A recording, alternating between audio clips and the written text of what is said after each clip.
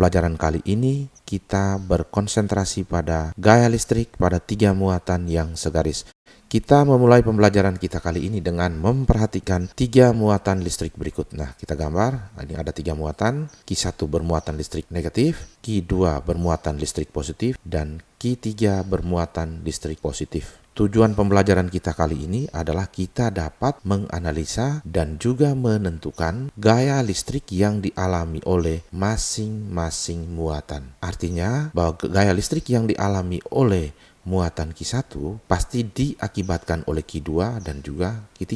Gaya listrik yang dialami oleh Q2 juga diakibatkan oleh Q1 dan Q3. Dan juga pada muatan Q3, gaya listrik yang dialaminya diakibatkan oleh muatan Q1 dan Q2. Kita mulai menganalisa dengan jarak ya. Otomatis kenapa? Karena gaya listrik itu berhubungan dengan jarak. Nah, antara Q1 dan Q2 terpisah sejauh R12, di mana R12 adalah jarak antara Q1 dan Q2, satuannya meter. Sedangkan Q2 dan Q3 terpisah sejauh R23 ya, di mana R23 adalah jarak antara Q2 dan Q3. Nah, antara Q1 dan Q3 terpisah sejauh R13, dengan R13 adalah jarak antara Q1 dan Q3, satuan juga meter. Nah, perhatikan pada gambar. Nah, jika pada soal ya diketahui cuma R12 dan R23, maka R13 dapat diperoleh dengan cara R12 tambah R23. Nah, setelah kita melakukan analisa jarak masing-masing muatan, maka kita menganalisa gaya listrik yang terjadi akibat interaksi antara ketiga muatan ini. Nah, gaya kolom hanya melibatkan 2 muatan, sehingga kita menganalisa atau menelaah dua muatan, tidak 3 muatan sekaligus. Sehingga kita mulai buat analisa yang pertama, yaitu Q1 dengan Q2. Antara Q1 dan Q2 terjadi interaksi gaya listrik tarik-menarik. Kenapa? Karena Q1 dan Q2 ini muatannya berlawanan jenis ya. Maka vektor gaya listrik tarik-menarik antara Q1 dan Q2 seperti pada gambar ya. Dan ini pada Q1 F12 ya, di mana F12 adalah gaya listrik pada Q1 oleh Q2. Satuannya Newton. Sedangkan pada Q2 F21, yaitu F21 adalah gaya listrik pada Q2 oleh Q1. Nah, setelah kita menganalisa Q1 dengan Q2, kita lanjutkan, kita menganalisa interaksi gaya listrik antara Q1 dan Q3. Antara Q1 dan Q3 terjadi gaya listrik tarik-menarik. Kenapa? Berlawanan jenis ya. Di mana pada Q1 ini yang berwarna biru namanya F13. F13 adalah gaya listrik pada Q1 oleh Q3. Dan ini pada muatan Q3 ini ada vektor gaya listrik berwarna merah, ini F31 ya. Di mana F31 adalah gaya listrik pada Q3 oleh Q1.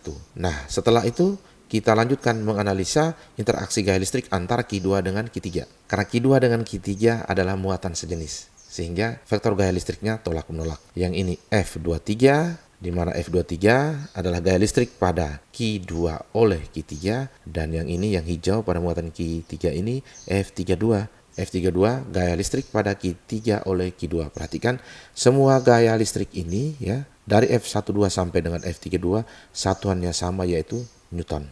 Nah, setelah kita menggambarkan vektor gaya listrik pada masing-masing muatan akibat interaksinya dengan muatan-muatan lain, kita harus menentukan nilainya.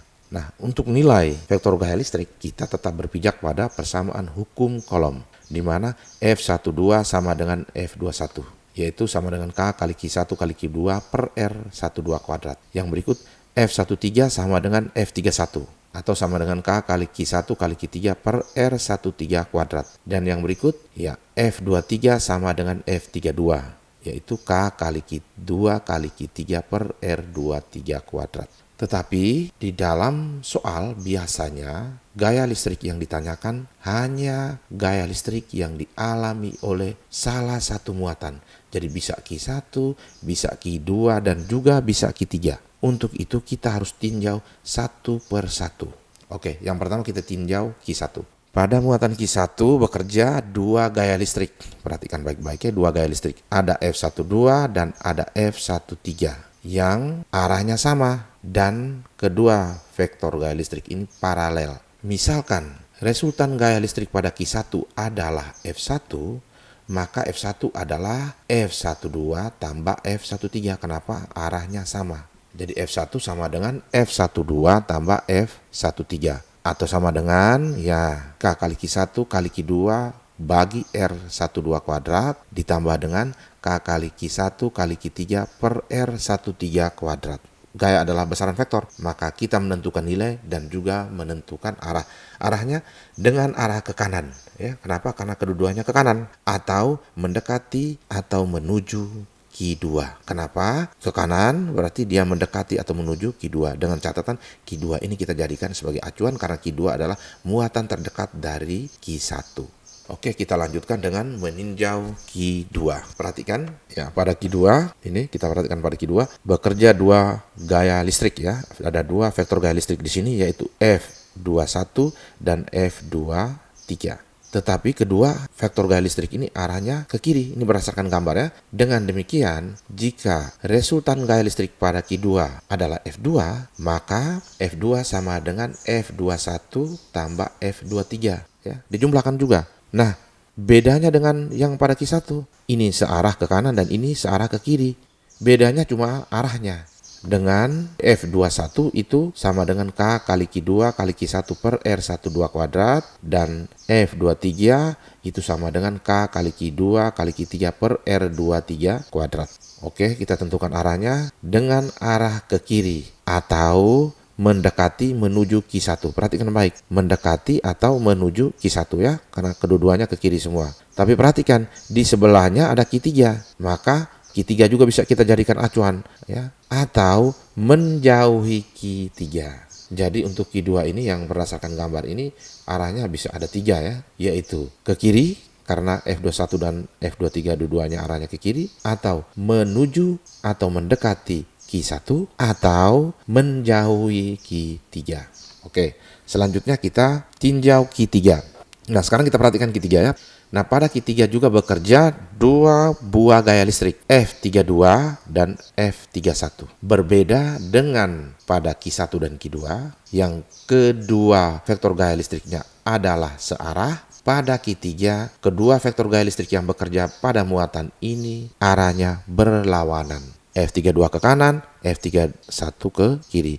Dengan demikian, jika resultan gaya listrik pada Q3 adalah F3, maka F3 sama dengan F32 yang ke kanan kita ambil positif kurang F31. Atau sama dengan K kali Q3 kali Q2 per R23 kuadrat kurang K kali Q3 Q1 per R13 kuadrat. Pada muatan Q1 dan Q2 mudah kita tentukan arahnya ya. Kenapa? Kalau pada Q1 F12 dan F13 itu arahnya sama, dan pada Q2 F21 dan F23 arahnya sama.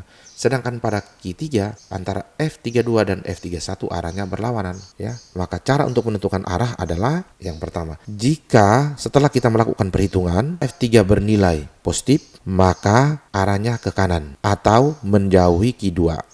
Atau jika F3 bernilai negatif, maka resultannya arahnya ke kiri atau mendekati Q2. Oke, sekarang kita lanjutkan. Pada tinjauan-tinjauan kita ini, kita meninjau gaya-gaya listrik atau gaya listrik yang bekerja pada ketiga benda bermuatan ini. Jadi Q1 juga kita tinjau, Q2 juga kita tinjau, dan Q3. Tetapi bahwa ketika kita mengerjakan soal, pertanyaannya adalah hanya satu yang ditanya. Misalnya, tentukanlah gaya listrik yang dialami muatan Q3. Atau tentukanlah resultan gaya kolom pada muatan Q3.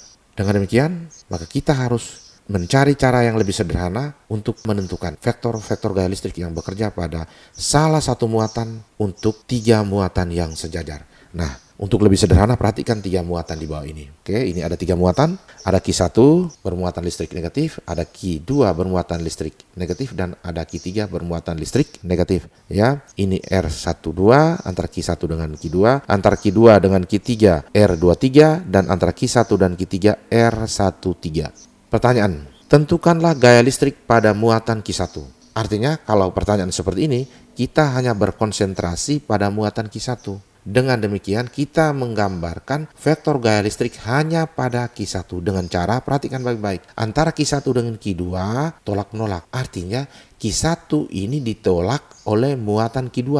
Maka kita gambar vektor gaya listrik pada Q1, iya, vektor gaya listriknya menjauh. Kenapa? Ditolak oleh Q2. Ini saya sebut F12. Dan antara Q1 dan Q3 juga tolak-menolak. Dengan demikian maka Q1 juga ditolak oleh Q3.